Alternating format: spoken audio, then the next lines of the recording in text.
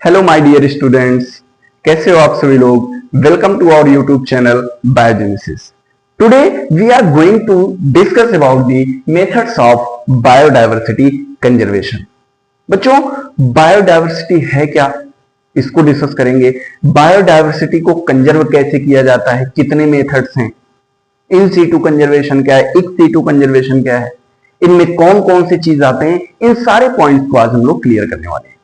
सबसे पहले बेटा हम लोग ये देखते हैं कि बायोडायवर्सिटी का मतलब क्या होता है। तो बायोडायवर्सिटी वर्ड दो चीजों से मिलकर के बना हुआ है। बायो का मतलब होता है बेटा लिविंग, क्या होता है बेटा, लिविंग ऑर्गेनिजम्स, और डायवर्सिटी का मतलब होता है वेराइटीज, वेराइटीज या different different type of living organisms present on the earth is called biodiversity.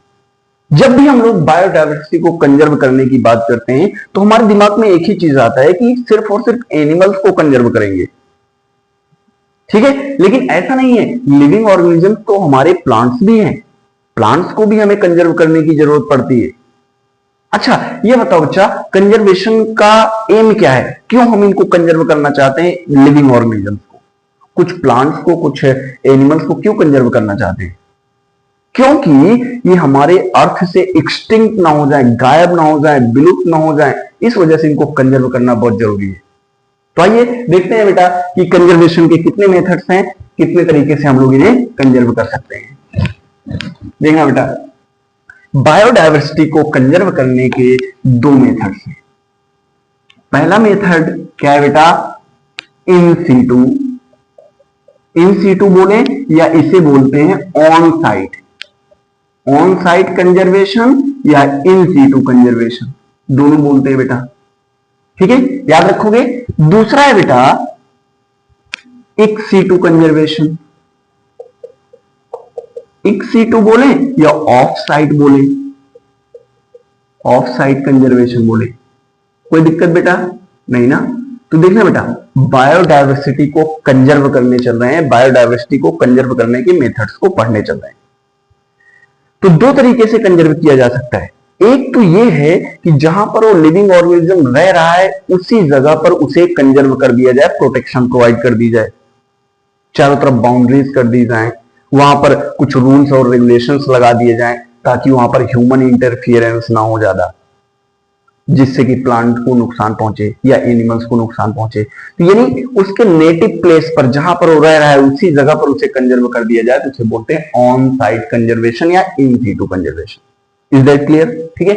एक सीटू कंजर्वेशन कहने का मतलब होता है बेटा, वो जहां पर रह रहा है उसको वहां पर खतरा है, अगर खतरा है, अगर वो मारे गए तो स्पीसीज वहां से एक्सटिंक्ट हो जाएंगे, गायब हो जाएंगे, उसको हम लोग वहां से निकाल करके किसी अच्छे जगह पर man made, human made environment में हम उसे रखेंगे ताकि वो कंजर्व रह सके। उसे हम लोग बोल देते हैं इक सीटू कंजर्वेशन या ऑफ साइट कंजर्वेशन। ठीक है बेटा, चलो आइए देखते हैं इन सीटू कंजर्वेशन में कौन कौन आता है। इन सीटू कंजर्वेशन में बेटा पहला आता है हमारा बायोस्फीयर रिजर्व। बायोस्फीयर रिजर्व में बेटा तीन जोन्स होते हैं। एक होता है बेटा ट्रांजिशन जोन, ट्रांजिशन जोन, दूसरा होता है बेटा बफर जोन, बफर जोन, और तीसरा होता है बेटा कोर जोन।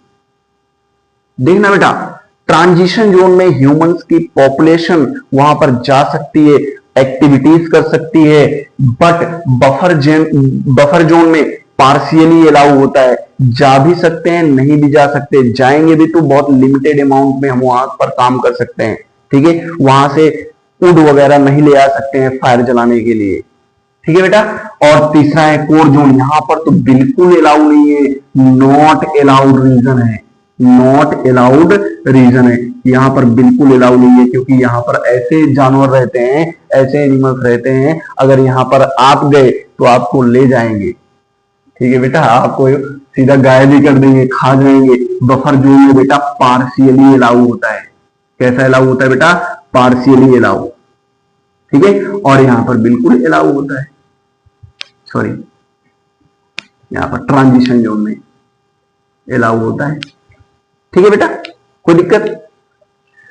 दूसरा है बेटा wild life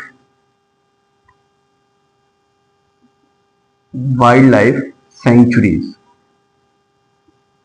wild life sanctuaries, wild life sanctuaries इस वजह से बनाए गए हैं ताकि एनिमल्स को प्रोटेक्ट किया जा सके। ध्यान से सुनना, एनिमल्स के प्रोटेक्शन के लिए, एनिमल्स या स्पीसीज के प्रोटेक्शन के लिए वाइल्ड लाइफ सेंचुरीज बनाए गए हैं, एनिमल्स के प्रोटेक्शन के लिए।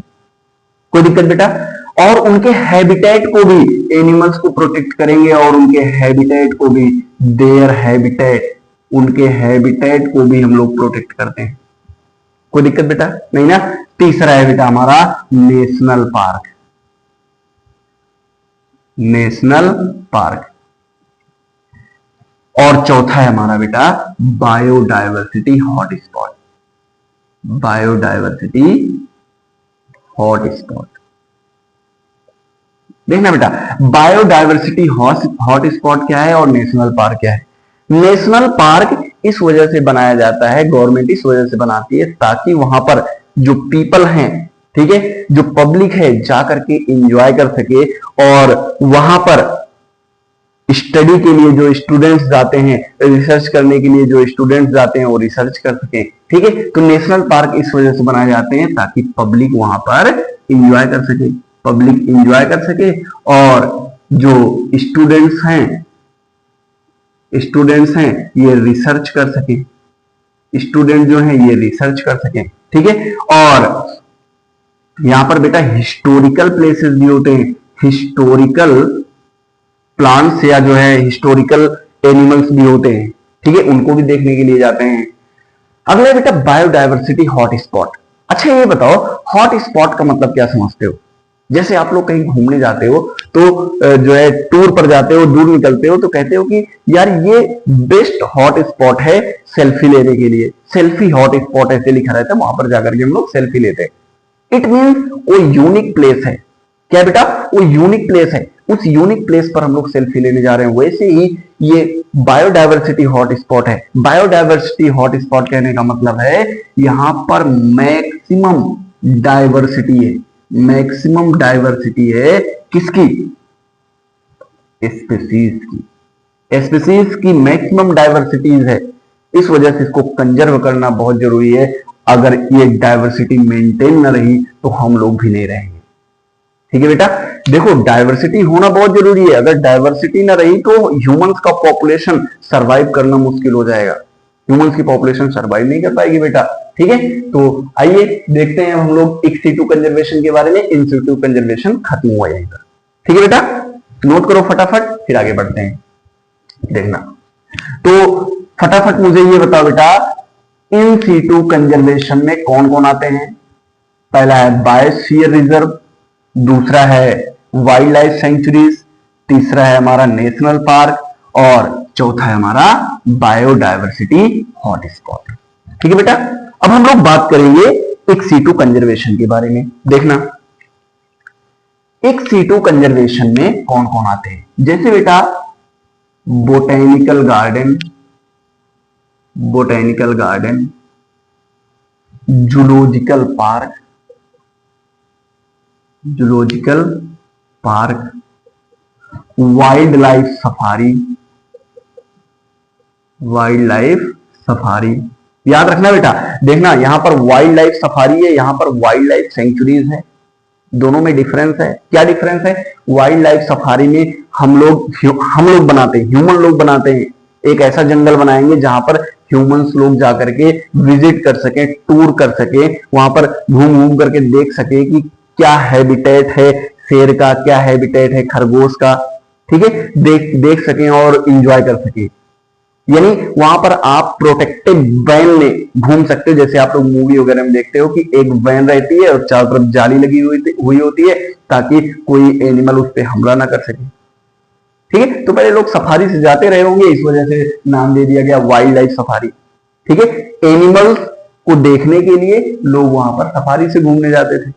और वाइल्ड लाइफ सेंचुरीज में मैंने भी थोड़ी देर पहले बताया वाइल्ड लाइफ सेंचुरीज क्या है। वाइल्ड लाइफ सेंचुरीज में मैंने बताया था यहाँ पर एनिमल्स को प्रोटेक्ट किया जाता है एज वेल एज उनके हैबिटेट को भी प्रोटेक्ट किया जाता है, ठीक है, जो स्पीसीज इंडेंजर्ड है, ठीक है, जो एक्सटिंक्ट होने के कगार पर है।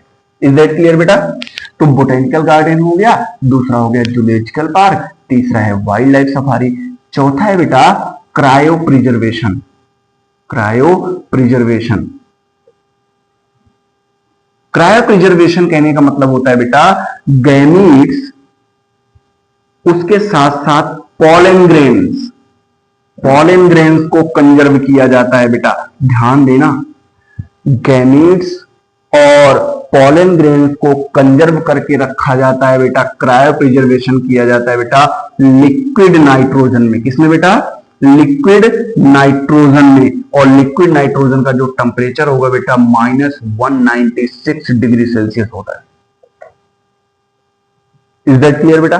कभी कभी आप देखो जब भी हाइब्रिडाइजेशन कराने के लिए या हाइब्रिड जो है इंसेमिनेशन कराने के लिए डॉक्टर्स लोग जो आते हैं तो देखो उनके पास एक लिक्विड नाइट्रोजन का एक बॉक्स होता है, उसमें वो सीमेन रखते हैं। -196 डिग्री सेल्सियस मेंटेन होना जरूरी है for cryo preservation. Is that clear बेटा? अगला है बेटा सीड बैंक। सीड बैंक में हम लोग सीड को, ठीक है, किसी एक पर्टिकुलर सीड को हम लोग जो है प्रिजर्व करके रखते हैं काफी दिनों तक। कितने दिनों तक लगभग प्रिजर्व करके रख सकते हैं बेटा? 50 to 100 ईयर तक। इतने ईयर तक हम उन्हें प्रोटेक्ट करके रख सकते हैं या प्रिजर्व करके रख सकते हैं। उनकी वायबिलिटी इतने दिन तक होती है, कुछ की होती है बेटा कम होती है, कुछ की ज्यादा होती है, कुछ की 100 साल तक होती है। ठीक है बेटा? अगला है बेटा इन विट्रो फर्टिलाइजेशन।